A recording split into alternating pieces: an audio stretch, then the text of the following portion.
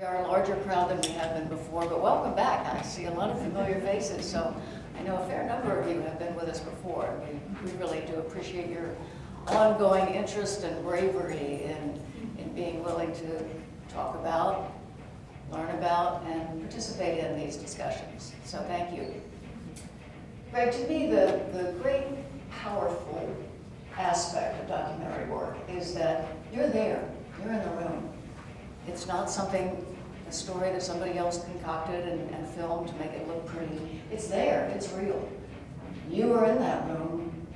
What did it feel like to you?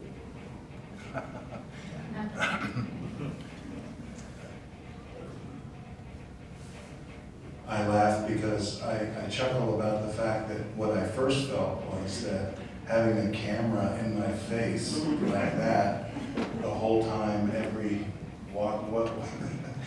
waking minute, every breath, was a little challenging. I felt, and it comes through in the film, I felt a communal energy that was very loving. And that was, you know, I also would say that related to that, it has occurred to me as I watched this film, even from the very first time I saw the film in its roughest cut, is that this film isn't really about death. Death happens, but it's really about what happens when we share together in a community, and it's about a communal, loving energy. The whole film is. And I think that speaks to the title, The Last Ecstatic Days, because Ethan wasn't the only one that was feeling ecstasy. And that's part of what he gave us the opportunity to realize about the kind of healing that happens when you're willing to show up and participate together. So that's what I was feeling. I think everybody in this room probably felt it. It's palpable, isn't it? It's really just remarkable. And it was a big ask. I mean, you didn't know Ethan. One day your phone rings and somebody says, okay, Greg, would you like to drop everything that you're going to do in the next several weeks, or who knows how long this might take, and come help us support this young man? Yes, Linda, his mother, when I first met her and walked into the home, I had entered into the home, and she met me at the door, and she said, oh, I'm Linda, I'm Ethan's mother. Do you know Ethan? And I said, no, I don't. And then she looked at me and she said, what is going on here? That's her first words to me. I said, I don't know. What do you mean? She said, this home is filled with people that have come to help Ethan, and no one knows him. So she was really quite a reflection for me about what was really happening. Yeah, so that was powerful. And that's why I say, you know, just like Ted Lasso isn't about soccer, this isn't about death. This is about that which happens when we choose to come together in this very conscious way. And when you speak of it as a healing experience, it seems that there was also an interesting family dynamic going on there between Ethan's father and Ethan's mother, who had been divorced for some time, and that through this process, they certainly seemed to change how they felt about each other. And that was noticeable by watching what happens when you engage and are willing to stay engaged over time with Ethan, which was 14 days. It was a 14-day time with Ethan. And so that energy flows, that energy moves. And it was a challenge for them. I know it was, because they really were coming together in this, they were coming together literally and touching each other for the first time in a long, long time. And Ethan again was the glue. he had something that he gave all of us, and that was the lesson of be willing to ask for what you want in your life. And he did, and it happened, including his parents. So I'm curious, in watching the film, you got to see him for the last couple of weeks of his life.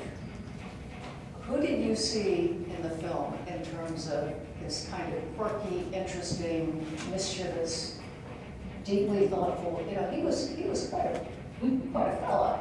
He was yes, he was quite a fella. He was the only one that could do it this way.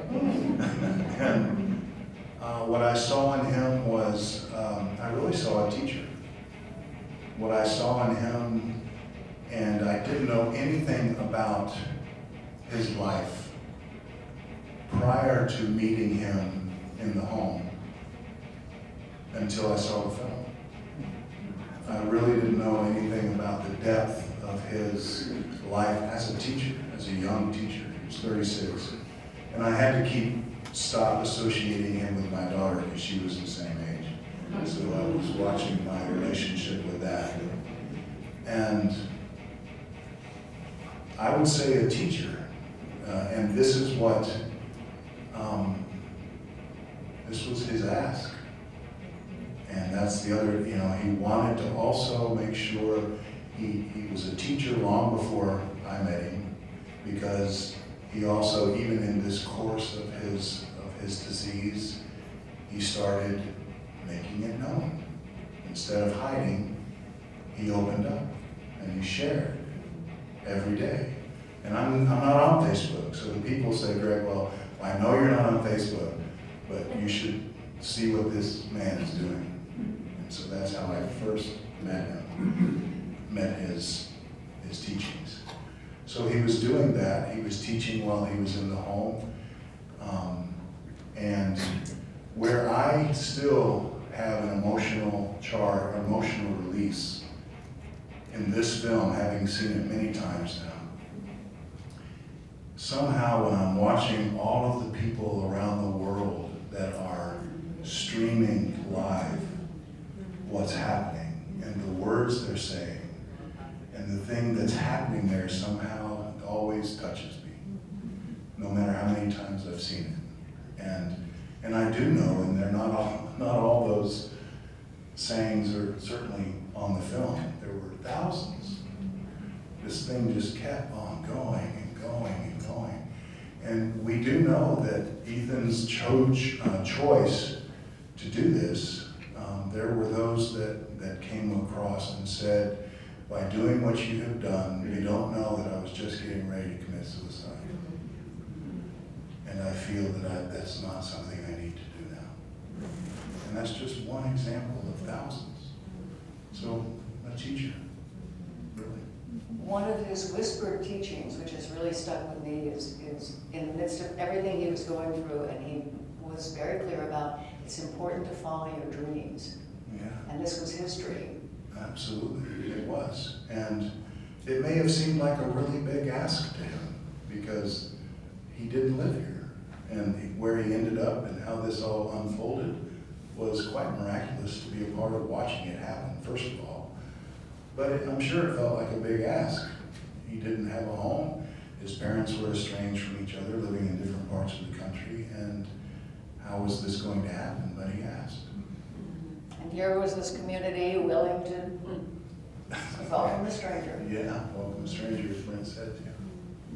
Absolutely. Thank you. I have a couple more for you, but let's go to Michele, because with your work with Carolina Memorial Sanctuary, that's where Ethan's he's is now. buried there. That Yes. is where he is buried. Tell us a little bit about that for anybody who doesn't already know what they need to about it. Carolina Memorial Sanctuary is out in the Mills River area between here and Hendersonville, and it is a conservation burial ground, which means there are green cemeteries all across the country, but there are only just over a dozen that are designated as conservation cemeteries. And that means that we use the green burial model as a way to conserve and protect the land. So it's like a dual focus. We are as focused on loving the land as we are on loving the people that we bury there, loving the earth through green burial practices. So at the cemetery, those green burial practices mean that we are burying people with no embalming. Embalming is not allowed. That's a toxic substance that we don't want to put into the earth. We are burying people 3 to 3.5 feet down, because that's where everything is happening in the soil. 6 feet under is literally and figuratively a dead zone. It's not a good place to put people. Oh, no. Yeah. We are burying in biodegradable containers, so anything that's going to degrade naturally into the soil, and that includes pine boxes, which you saw Ethan was buried in a pine box. And the nice thing about pine or cardboard boxes is that the family or the friends have the opportunity to really make it their own, to decorate it. You saw where people had drawn hearts on Ethan's box. So a pine box, a cardboard coffin, and we source those because anything you buy off the internet from China is going to have a bunch of toxic crap in it. So we actually have a cardboard box that's made in the US. It's really clean. There's no formaldehydes, no toxic glues. You can also use a shroud. We have many, many people who are buried in just a simple shroud, which again, you can either purchase or you can make. Any natural fiber in the house, a cotton or linen sheet can act as a shroud. It doesn't have to be something expensive. Or the trend we're seeing right now is woven willow baskets, which are really beautiful pieces of art.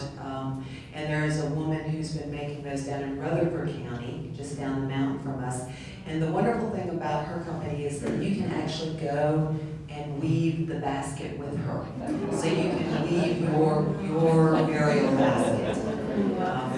You can also make your pine box, and you saw Ethan's friends making his pine box. That's really useful and helpful to know, thank you.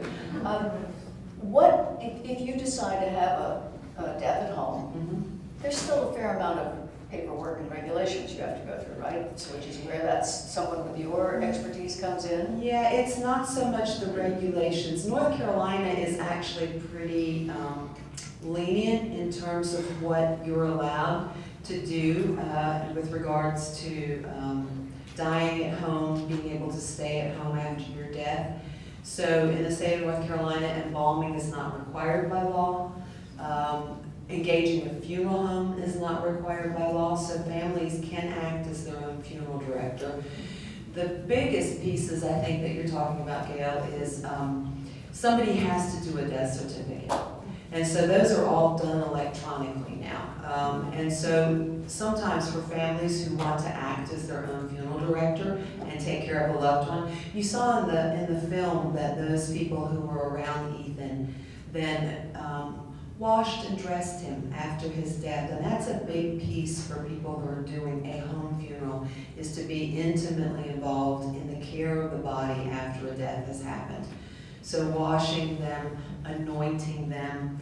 And the washing isn't necessarily because we need to clean them. It's more of a ritual. It's a caring for, a lovingly caring for that body that we've loved and cared for so long. So the washing and the anointing, and then the dressing, for folks with hair, Ethan of course didn't have any, but the combing of the hair and the arranging, and then also the making the space a ritual space and making it beautiful with flowers and candles and perhaps music and all these ways of just creating that sacred space in the home. If that's what people want to do, helping families to do that is really important. The death certificate then, if the family is acting for themselves, they need to figure out how that's going to happen electronically. Sometimes the hospice that may be involved can help them with that. The health department will often help them with that. I have a couple of clients now that are going to transport their loved one out of state to a burial ground, one in South Carolina, the other in Florida. So if you're crossing state lines, you need a burial transit permit. Again, at the health department, they can help you get that together. But in the state of North Carolina, you can drive a loved one anywhere. We have had families who have buried at the sanctuary who have come, with their loved one's body in the back. And that's perfectly permissible. When people come to you, have they pretty much figured all of this out, or do they need a fair amount of advice? So, I'd say both. We have many sites at the sanctuary that have been reserved what we call pre-need. So folks who know that they want to be actively involved in planning for their end of life.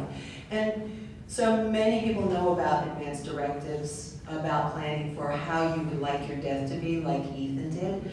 But I feel like not as many people say, okay, what do I want after I've died? You know, how do I want to be buried? How do I want that to be handled? And so there are people who come to the sanctuary years ahead of when they will need our services. Purchase their spot, pick out a spot, you know, take them on a tour around the sanctuary, and they can figure out, oh, I want to be in the meadow, or oh, I want to be down where I can hear the creek. So that happens for me, but we also get calls all the time. Somebody will call us. 2 weeks ago, we had a Monday where we got 4 calls, and it was like, Mom just died and she really wanted a natural burial. What do we do now? So those we call at need.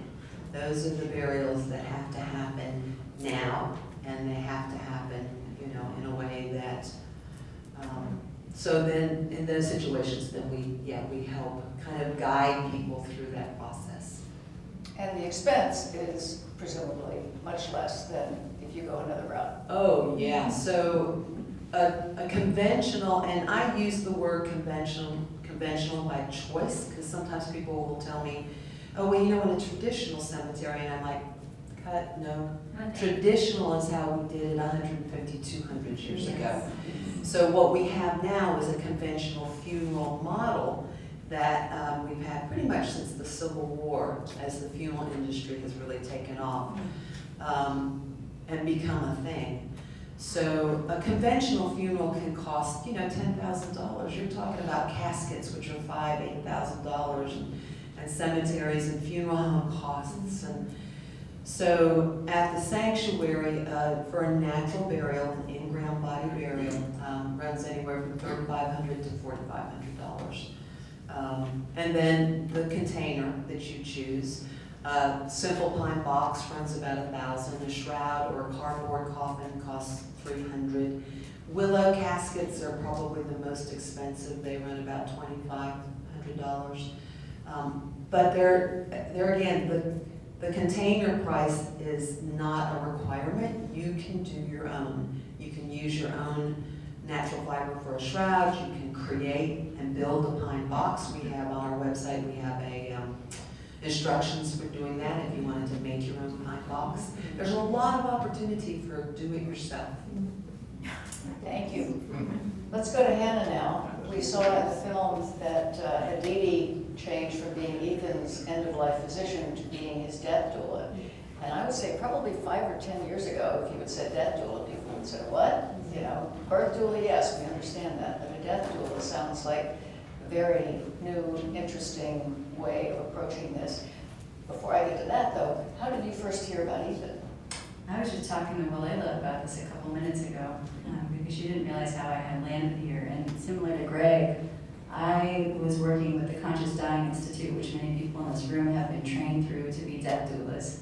And I think it was Elizabeth who was the executive director, said you have to look into this young man named Ethan Sisser who's live streaming his vigil for the world to see. And I'm not big on social media like Greg, and I said, okay, all right. So I tuned in and I was just blown away, and I was so moved by his presence. And you can't really tell from the film, but his camera was just on Ethan at the time, so I didn't see Aditi or Nate or anyone else in the frame. I didn't know anyone was filming anything at all. I just remember being really moved by Ethan.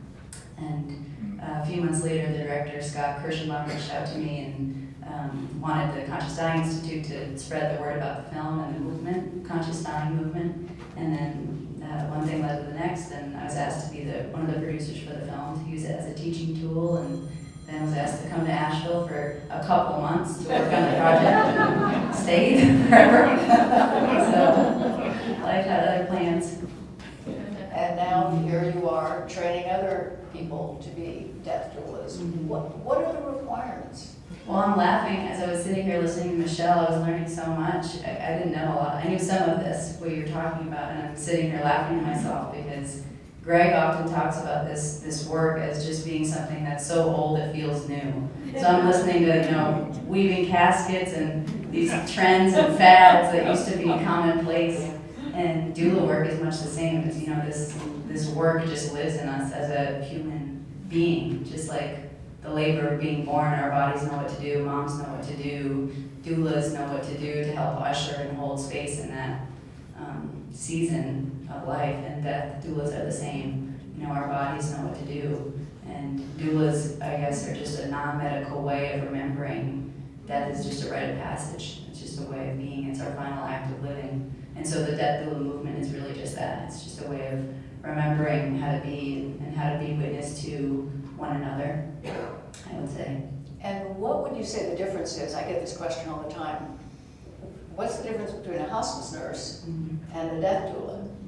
A hospice nurse provides a lot of medical care, so you're supporting through pain management, symptom management.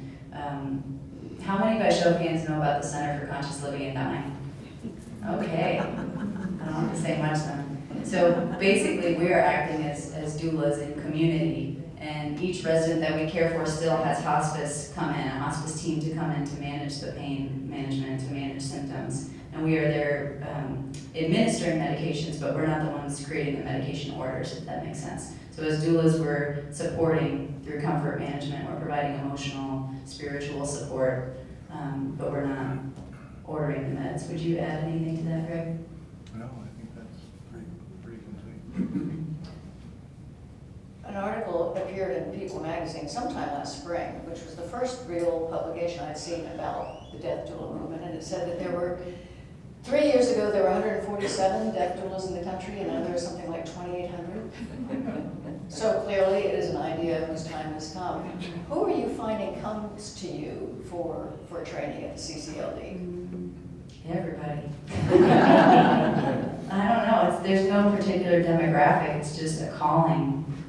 Greg was talking about how Ethan called forth that extended family, and it feels very much the same. It just feels like a bunch of kindred spirits called like moths to a flame. All sorts of backgrounds, demographics, for different reasons. But I think it's people just yearning to remember what it means to be facing and turning toward the hard things in life, to take off the masks and lean toward the truth again, to embrace that as a part of life, and to remember community. At least at CCLD, community is such a big aspect of it. And there's so much belonging and meaning and connection. So I think that's what people are mostly hungry for, is finding like-minded souls that they can connect with. And how has that experience transformed you? Which one? The experience of doing this work and of working with these other folks and bringing them into this completely different way of looking at life's last journey. Like, how much time do we have? I would say the community aspect has been the biggest part for me, because I was living in Key West, Florida, and there was no hospice services at the time. And I just come from being a hospice nurse, and so and it's an island for those of you who don't know, so I was the only doula there, and there were no other services, which was fine and dandy. And then I came here, and there's like, you throw a stone and you hit a death doula here and there. It's a thing. It's a very real thing. I'm not exaggerating. Community though has been the biggest transformative part for me of doing this work. I could never go back to doing it the same way I was in Key West, because you do experience so much connection and belonging and meaning in ways that you don't when you're alone. And so I would say, I was thinking recently about, there was a study done in the 60s on this Italian-American community in Roseto, Pennsylvania. Do you know about this? Anyone? This Italian-American community where, big extended families, multi-generational, all lived under one roof, and they had the lowest rates of heart disease in the country. And so they studied, is it smoking, is it diet, is it exercise, is it the environment? There's no correlation at all, other than the fact that they had community, and they had relation, and they had ritual with each other, and connection. And then during the 70s, when the Western individualistic society kicked in and they all moved out and went to college and went to the big city to pursue their dreams and lived in single-family homes instead, those the heart disease rates increased to the national average. So they recognized that it was truly based in that connection and community. So I've been thinking about that a lot recently because that's what I've experienced in being here, is deep healing and trust and meaning. It's transformed my whole life. It's transformed my nervous system. Yeah, I just know, no matter what we're going through, no matter our attachments or aversions or traumas, whatever it is that's up, we still have each other's back. And I know I'll be held, and I know that I can hold others in this way. And I think that's very rare today. I think that's something we're very hungry for. A lot of people are longing for it, for sure. Mm-hmm. Yeah. Well, I don't see anybody at the microphone, so I really do want to get you folks involved in this conversation as well. If you have a really big voice, feel free to stand up where you are. And if not, please make your way to the microphone and come in with us. Hi, is it on? Yes. Good. So Michele, my question was for you. A green burial is what I've been thinking that I'd like to do.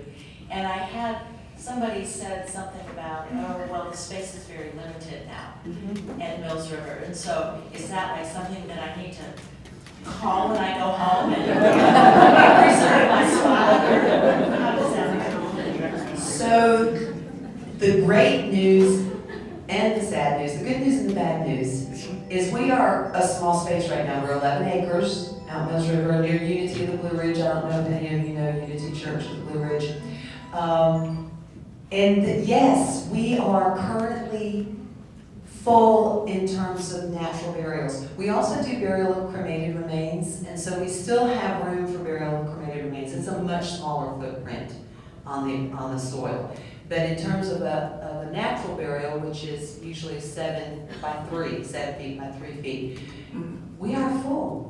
So what we have been saying to people is, in the moment we are actively looking for our second location. This has just gone like wildfire. Nobody knew how absolutely excited people were going to be for the green burial. And so we are committed to continuing to offering this to the community. We just have to find more land to do it. So we are looking. It's not a question of if we'll find more space. It's just a question of when. We've been looking actively all year and looked at a lot of different pieces. No, that one's not quite right. No, that one's not going to work. So, don't be discouraged. We will have more. And I also, for people who call and say, what, you have a space? If you go to our website, carolinamemorialsanctuary.org, at the bottom right-hand corner is a little box. You can type in your email and hit submit, and you'll get our e-newsletters. We plan to keep everybody informed as we go down this journey of getting our next piece of land.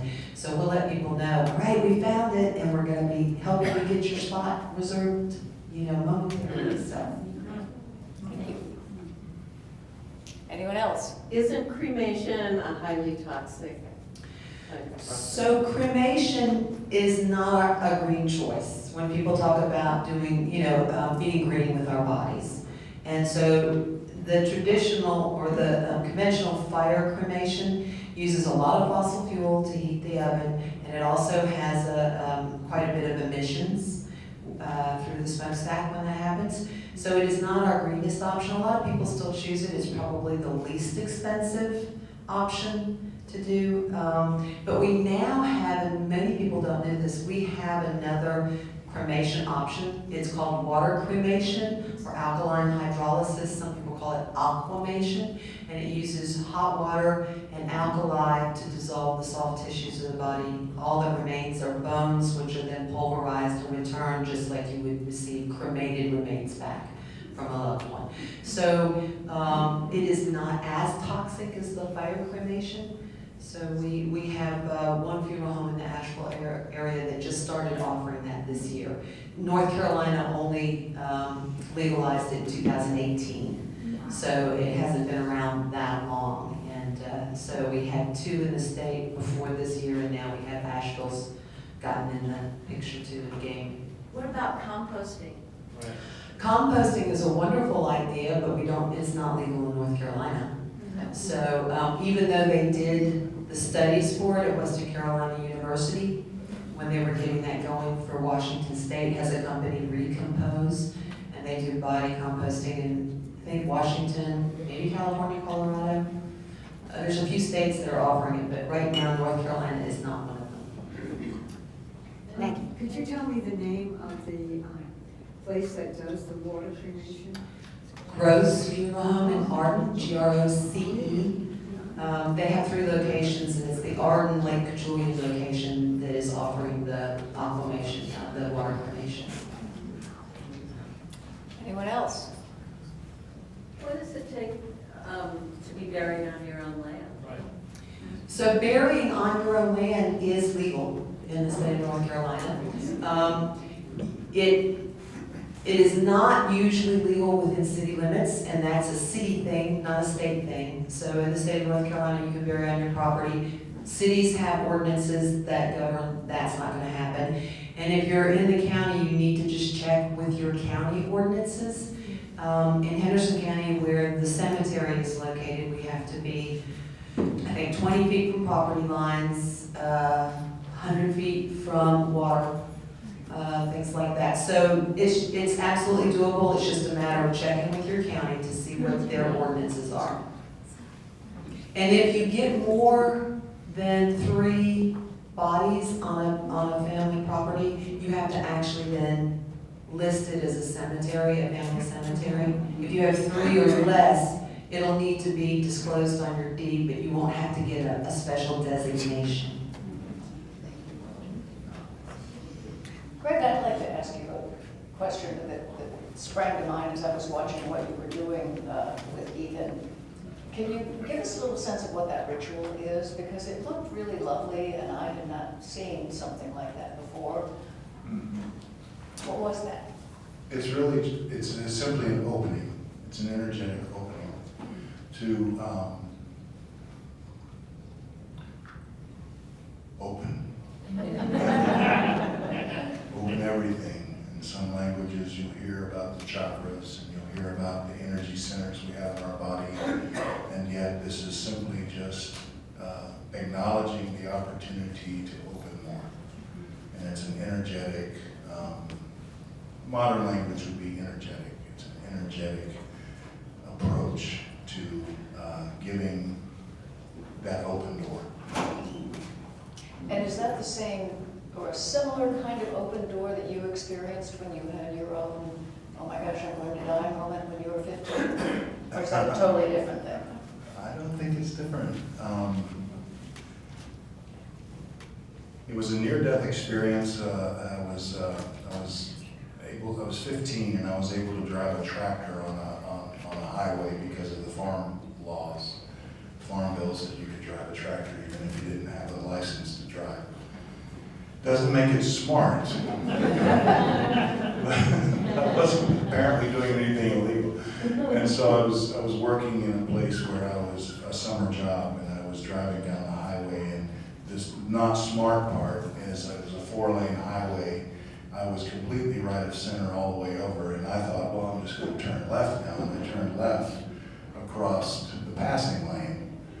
And as I turned and looked, there was a semi-truck that was about from here to there, and I saw his face, and he saw mine. And the feeling, to your question, the feeling I experienced in that moment was an absolute freedom. It was an absolute ego death. My body was not touched. And I don't know how that that was miraculous. I don't know how that happened. I simply closed my eyes and literally raised my hands up because I knew I'm going to die now. In that absolute, complete surrender of myself. And the gift was, it's like that quick. There's no time to think. It's not an algorithm. It's not something I did. It's something that happened. And in that moment, there's a mantra I've carried ever since then, as soon as I was willing to talk about it, but it took 40 years for me to even consider that, because I couldn't explain it.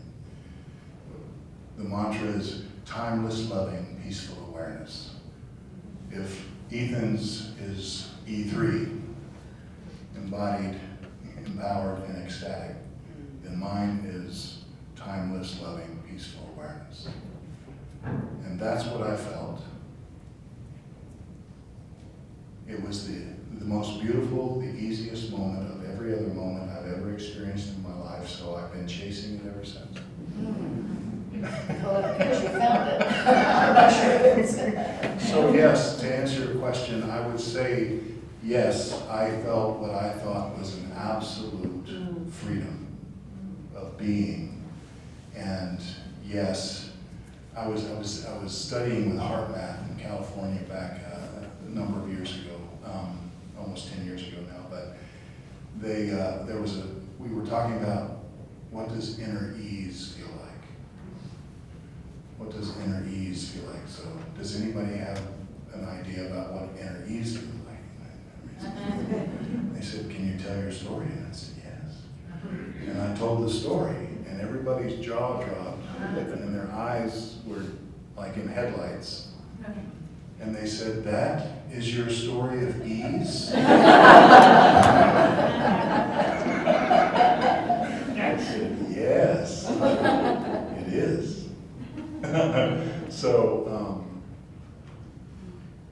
yeah. Can I add to that? Do you mind? No. That's a beautiful, I've never heard the details of that story before. I've heard you talk about it peripherally, but I didn't know the details of it. But when you were talking about the experience with heart math, it reminded me of, I've seen this film more times than I can count, and today I invited myself to see it with fresh eyes, Yeah. and it was so emotional. That's why when I got up here, it's like, whoo! More emotional than I expected to be, because I was noticing all the people in the room who were caring for Ethan and the deepening of my relationship with you over the last couple of years, but his vulnerability and surrender that allowed for such intimacy is what I just want to reflect that back, because that's what I've experienced in this community through my ego deaths, being a part of this community. When I moved to Asheville, they were much less dramatic than Greg's, but they still felt very real. I don't recommend the tractor. Yes. We'll let you have that experience, we'll pass on that. A little less dangerous. Yeah. But anyway, yeah, I was just moved. It's transformative. Yes, please, thank you for waiting so patiently over there. Absolutely. So this is a question for Hannah.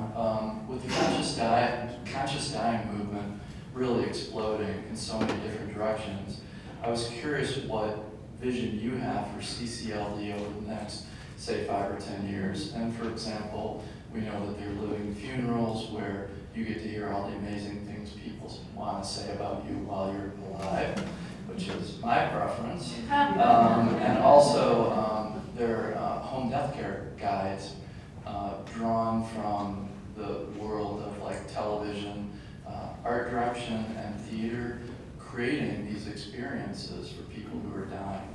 And anything else, and I'm just really curious what you see happening down the road.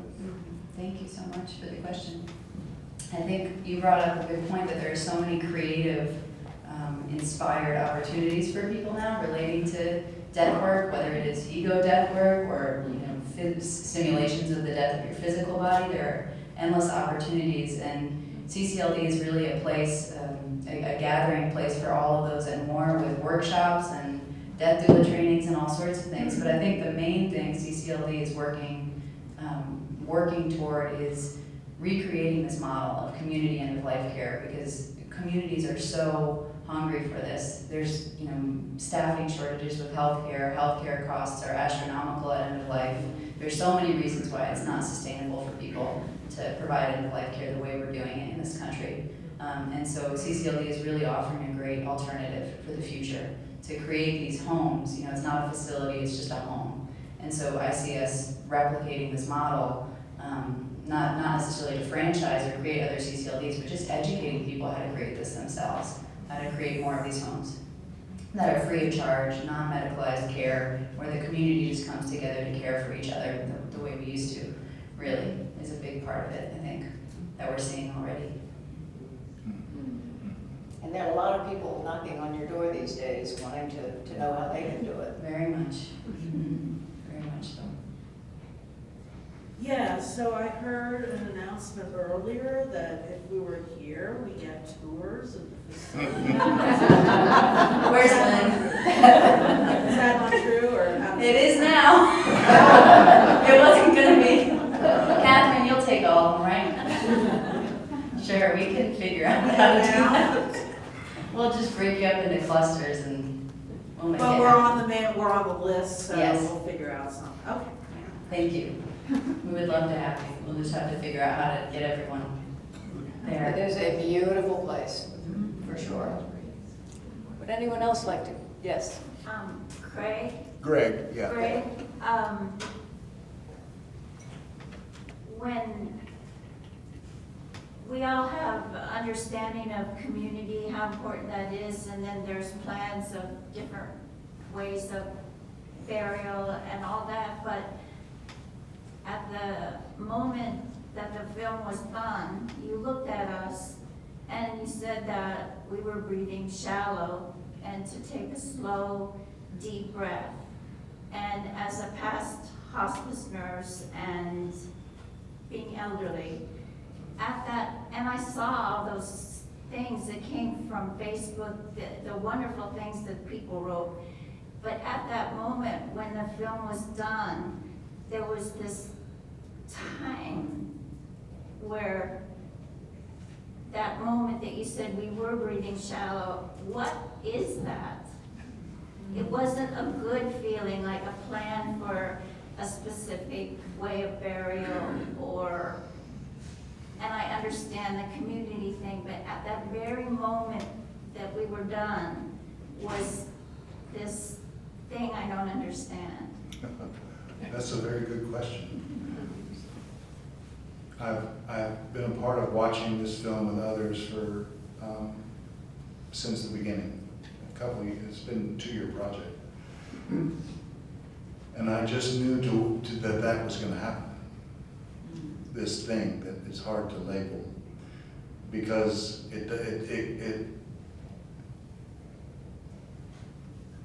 you know, I don't know that I have an answer for you about labeling it. I don't like, other than it's a presence and an awareness that is keeping us focused in this moment. And all that we've experienced, whether it brings back memories that we have of our life and things that, I mean, how many people in here would say that watching this film created some memory of this experience for you in your life? So by association, we're in that moment again. And we're just here. And when we're just here, we might forget to breathe for a moment. It is presence. And all I know to do with that is to allow for it to be without explaining it. Instead of what we often do in our modern Western world is we just try to move on and get busy. And that busyness may be related to, I'm not supposed to feel this way. That busyness may be, I'm afraid that it this way is going to feel even more out of my norm. So I better do something. So I better go get busy. Or I need to try to explain it. And what I experienced about that in my life is I stopped trying to explain my expression of tears as trying to define whether it's either joyful or sorrowful. Because what I've witnessed in my experience of that you're talking about is that the tears I'm expressing, the joy and the sorrow of our being is so interwoven that I can't delineate about whether, what is this about? Am I sad? Am I happy? Am I joyous? And the answer I found is yes. And so what I know that is for me, instead of trying tend to do sometimes, I just acknowledge my heart is open. Can I share this? I have a perspective regarding that just from you asking the question, because I recognized it for myself and thought, for me, I wonder if it has something to do with the fact that we witnessed Ethan releasing his last breath. So in listening to him, it was like, is there another? I was holding my breath with him. So it was like, there was no more breath, so therefore I took no more breath. So for that kind of is, your question caused me to reflect. I think that's what was happening for me. That's a good point. Yes, sir. Yeah. I'm Pat, thanks. Thank you all for what you do. It's a different way of going through the passage of life. Like Greg, I've had that opportunity 2 times. One time was painful. The second time, when no pulse was there, I flew down someplace. Didn't know where I was going. But that kind of white light was like mercury for me in the tunnel. And I heard the EMT saying no pulse. And down this, for me it was a liquid mercury kind of rifle barrel. But it was warm and peaceful, pleasant, and a totality of just letting go. It was a privilege dying. It's also a privilege coming back. That's my lovely wife of 60 years now. Test. So thank you for all you do.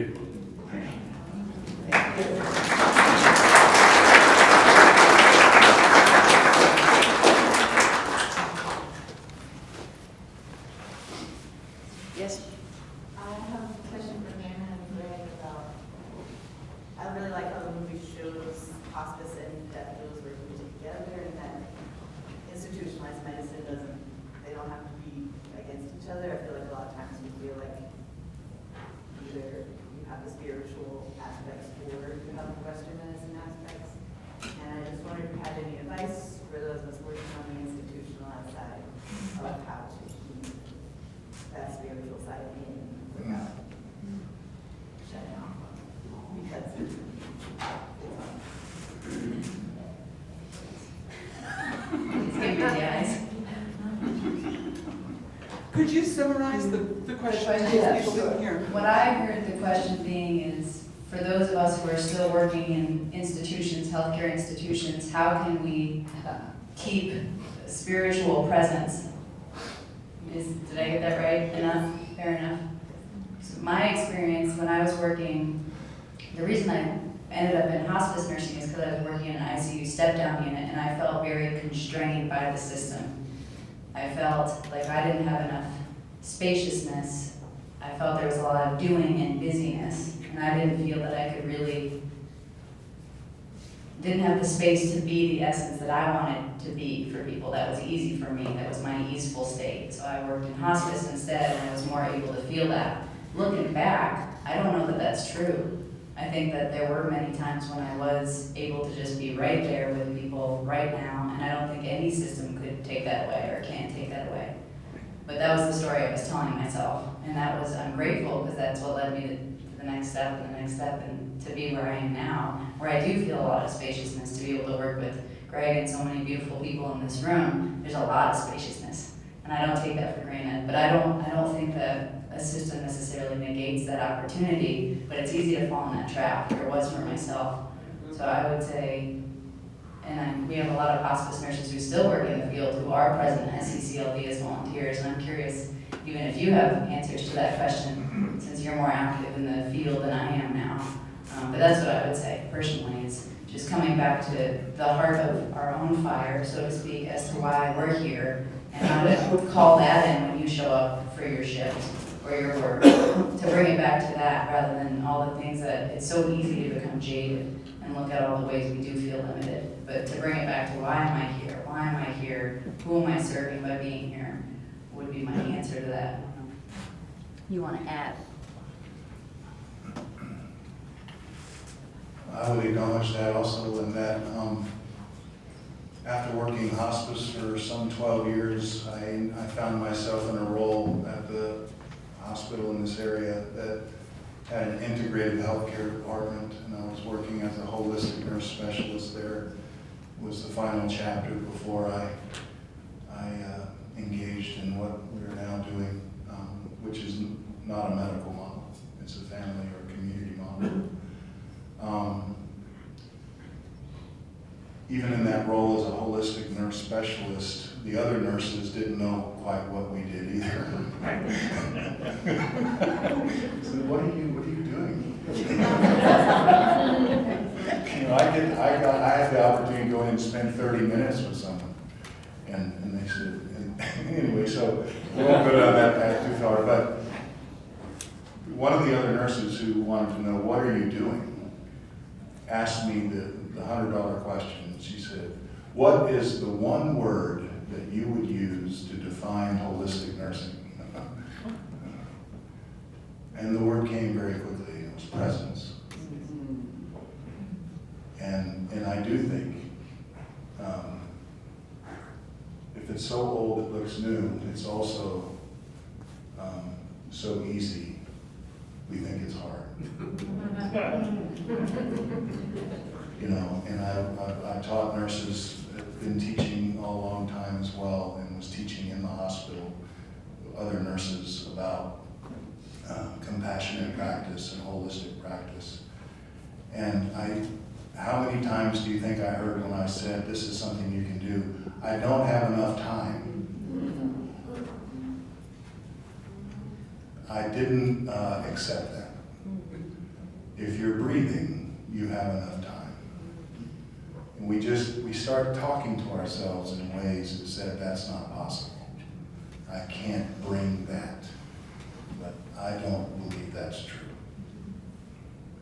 And that's where we are constantly. You can't do this work unless you're willing to do the work for emptying yourself. That's mandatory. And I think I know that's what we're learning with CCLD, and that is, what's happening is, we are reinforcing with each other that in order to do this, to be at our best, we must be as empty as we can be. Of what? You know, another thing that occurs to me is, when somebody records everything you say, like on a film, and then they call you on it all the time,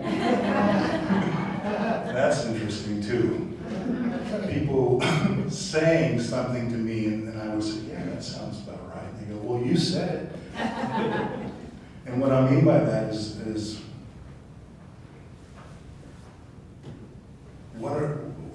what? And when I said in the film, all healing is release, people have been calling me on that since. And it relates to your question as well.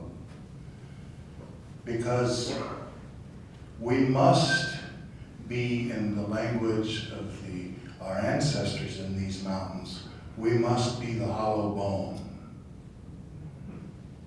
So that spirit, the breath of spirit, can flow through and release her beautiful song, is how I would say it. We must do that. So what are we releasing? I was asked this in Santa Fe, and this came in, so I'm going to use it again, because as I was hearing it, I thought, that's pretty good. Thank you, that's good. So I'm having this whole conversation with myself and everybody else. If we talk about essential oil, what makes it essential? the distillation process. Comes down to the drop. I do this because it's a drop. Just like you were saying, I see mercury, you said. Yeah. I see a single drop of this plant. And that single drop is the oil, the essential oil. That's all it is. Well, what makes it essential? Everything else has been removed. So I apply that to myself. What is my essential nature? For me, based on my experience, and I think you might reflect this as well based on your story, love is my essential nature. So the work is to have that hollow bone to release all of that which is not love. And that's so simple, it's hard. I can't think of a better way to end.